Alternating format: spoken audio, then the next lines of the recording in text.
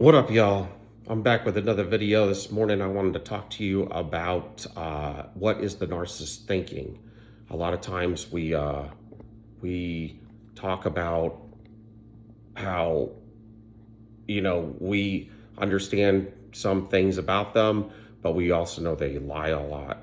And so I just wanted to go over some details about the construct of like understanding the mind of the narcissist in a sense. So let's get into it. The first thing that you want to understand when it comes to the narcissist, the number one thing, the number one rule to the narcissist is control. It's control, and then the next thing is they have to portray that they're in control. So they don't have they have to they have to be it, at least. I mean, as much as they can, they have to have the control, literally. They have to look like it and act like it. So that's all big, big, big, huge. And they have to have control because in childhood, when they were a young child, the trauma in their life, a lot of it was because they didn't have control. And because they had lack of control, there was an abuser in the family, a narcissist, and they were being abused in many different ways.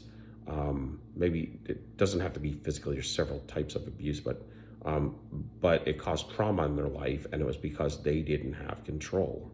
So growing up, the first thing that they want to have, and the first thing they're taught, is to have control.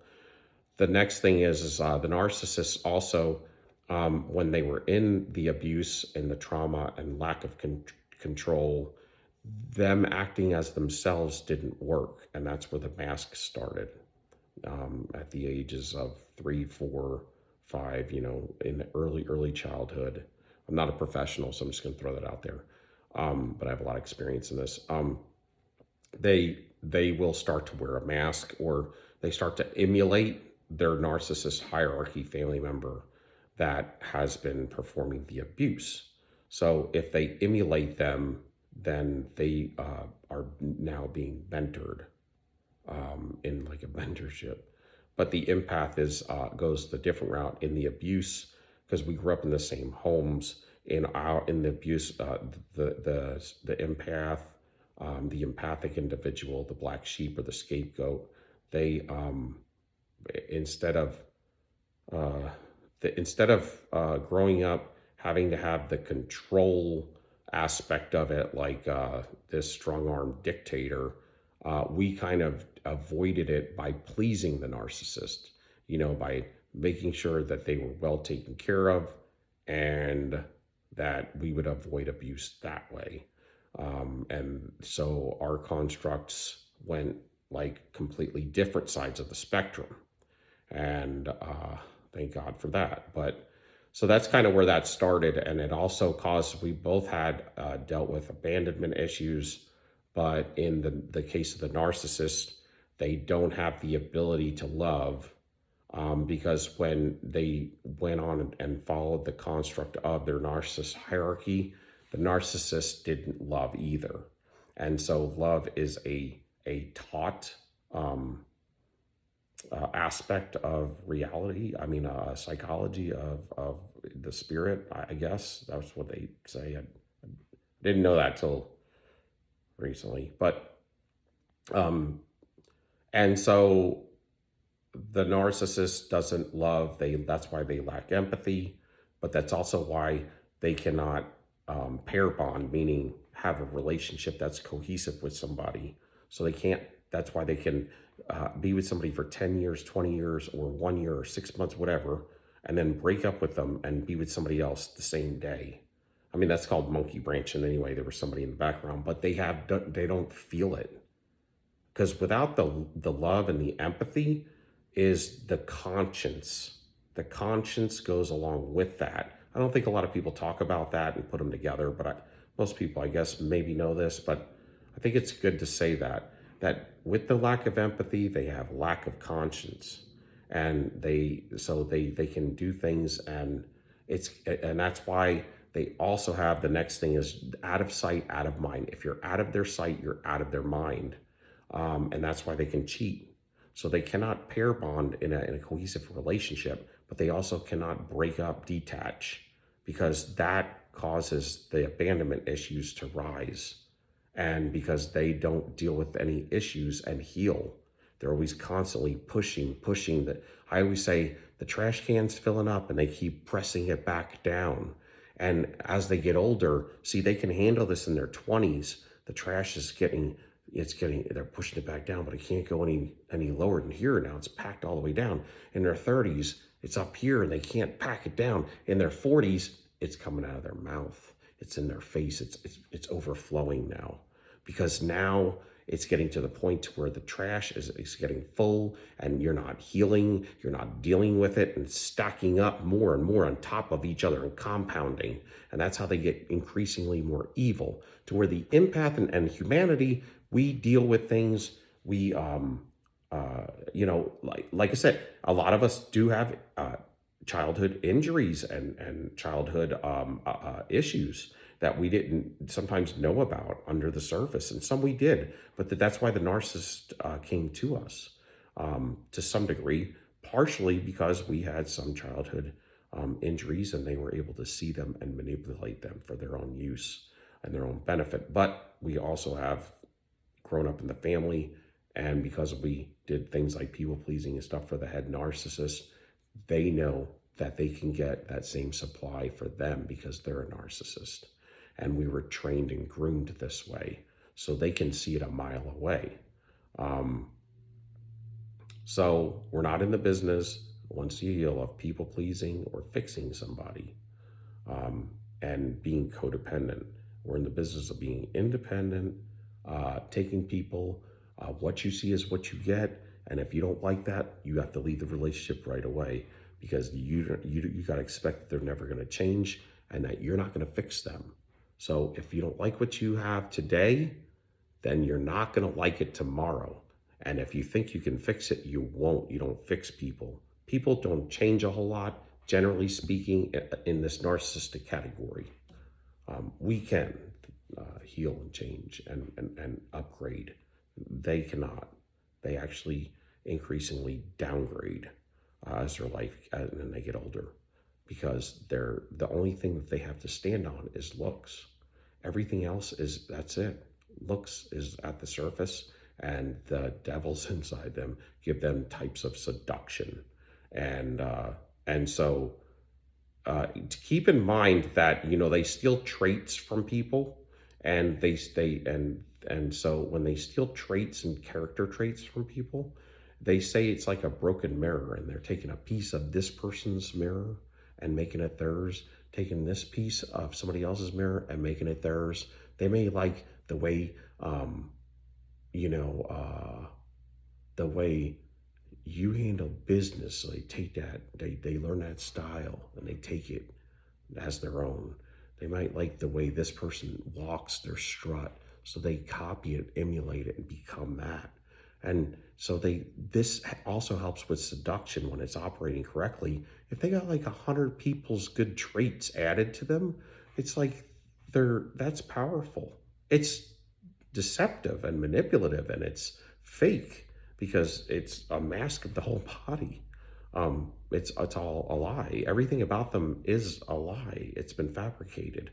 It's pieces. The broken mirror is to resemble pieces of everybody's soul that they've taken and made their own, made it like it's their authenticity, and it's not. I mean, you can copy somebody or emulate somebody to some degree, but these guys, to this extent, they will copy it to the T, to where sometimes if someone in humanity likes something about somebody, we would make it our own. Meaning, we'll take what they do and we'll how do I say this? We'll put our smack on it. We'll put our swag on it and make it, like, I like the idea of that. How can I do that in me? But these guys just take it. They don't think when it comes to stuff, so there's nothing in there.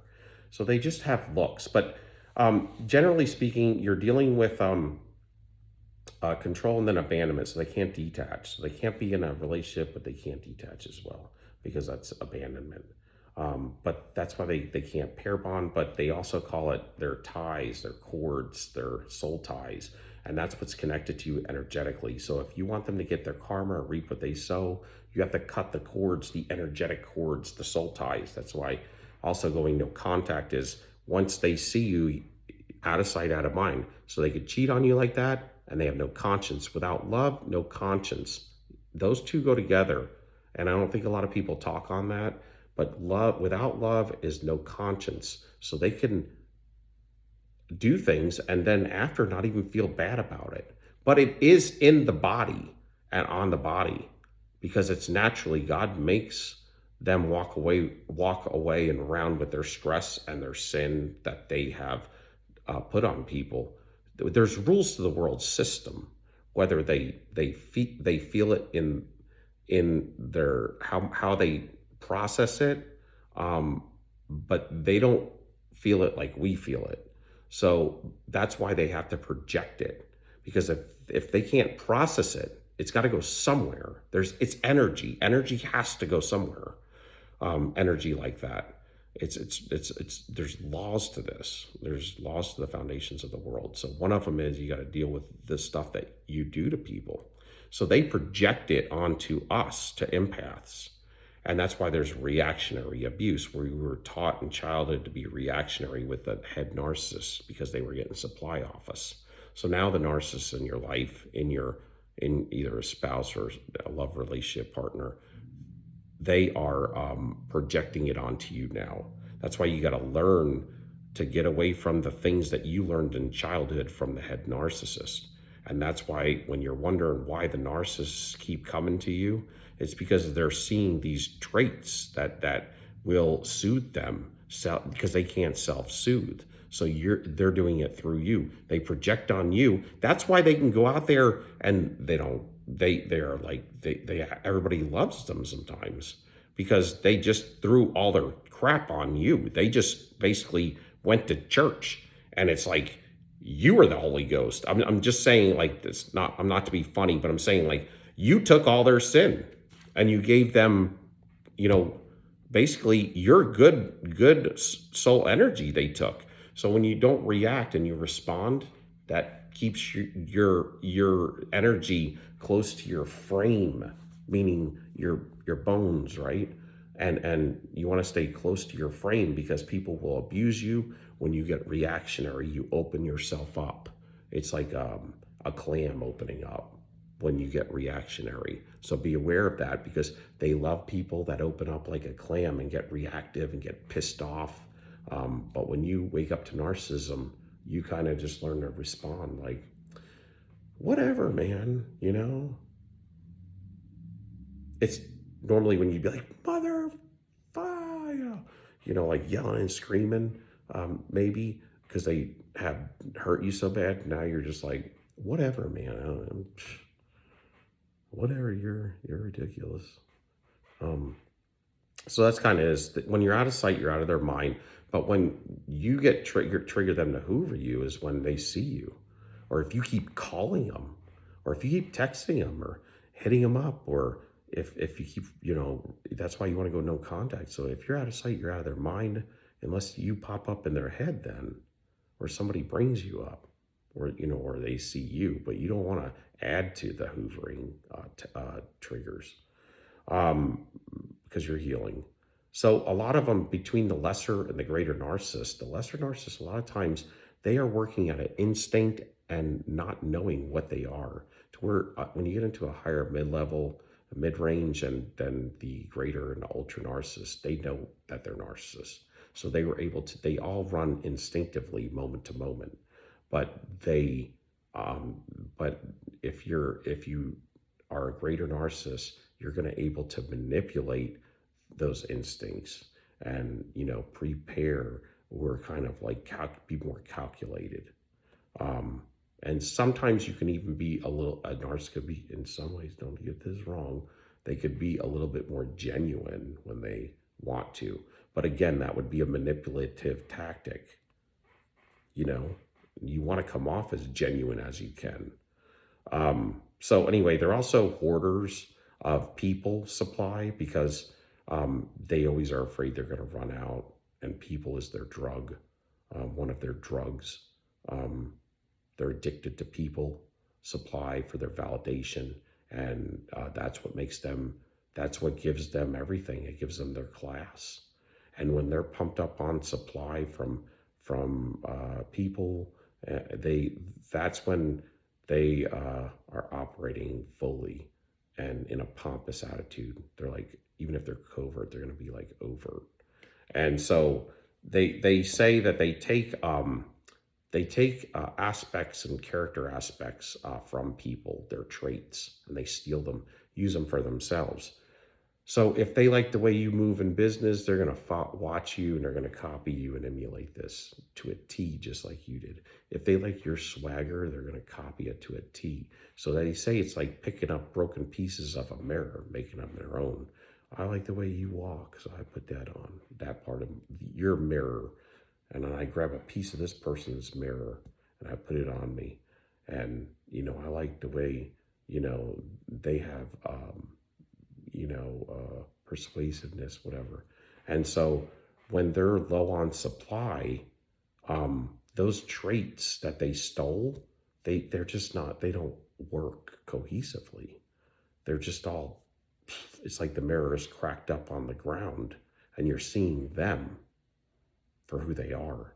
But when they're pumped up on supply, they, all those mirror pieces, they're all liquid. They're all together and they're operating great and their stature is way up here. And that's why they get pompous when they're with you for a long time if you're grade A supply. So a lesser narcissist also is going to be like up and down, because sometimes they get a fix, but sometimes they don't. It's like the drug addict with all the good drugs and plenty of supply of it. Where the lesser narcissist is going to be the person with crappy drugs and they're hit and miss with it. So they kind of fluctuate a lot more to where a greater narcissist doesn't have to fluctuate so much because they have steady supply always coming through. And it's the best kind.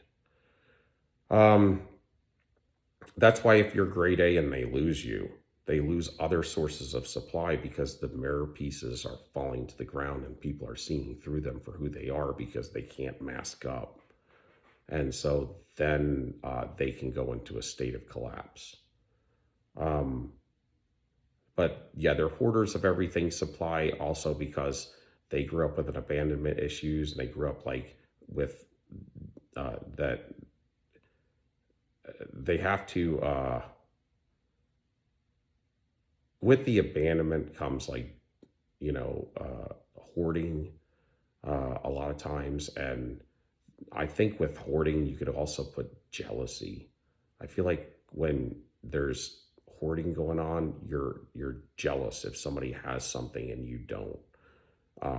And so that kind of comes with that aspect of things, that they're in lack all the time, or they're afraid they're going to be in lack, so that they're constantly looking for sources of supply because they're afraid, even if they have ton, because they're afraid they're going to lack.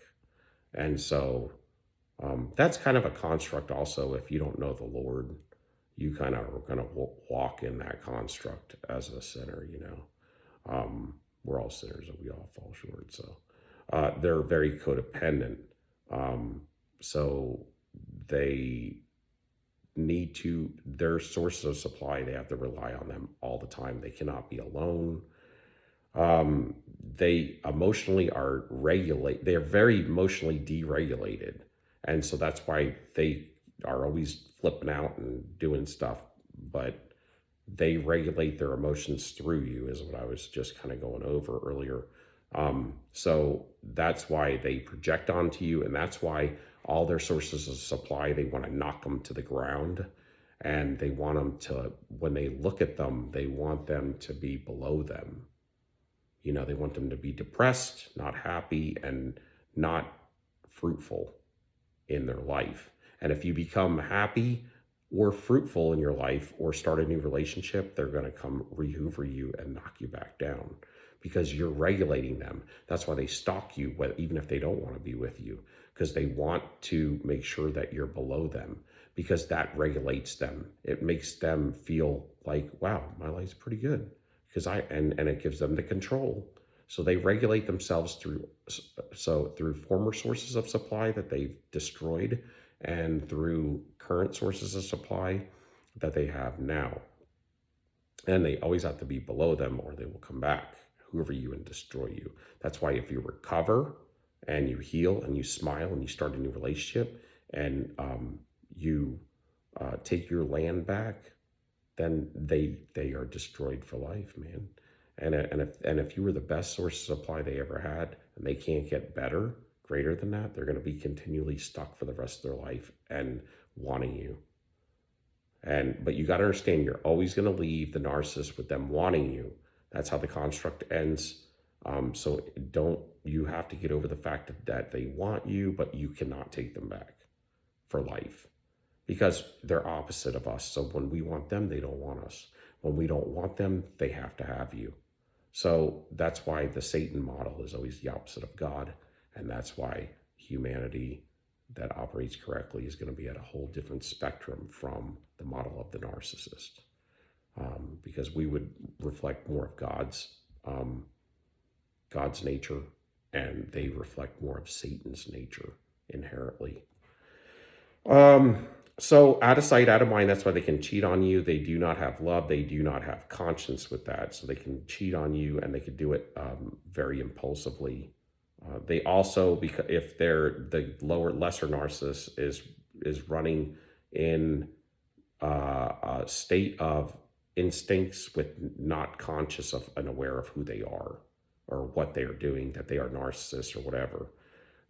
When you get into a higher level narcissist, they understand who they are, that they are a narcissist, and they start to manipulate and make their manipulations even stronger, more powerful, and calculated. They also have greater sources of supply. They are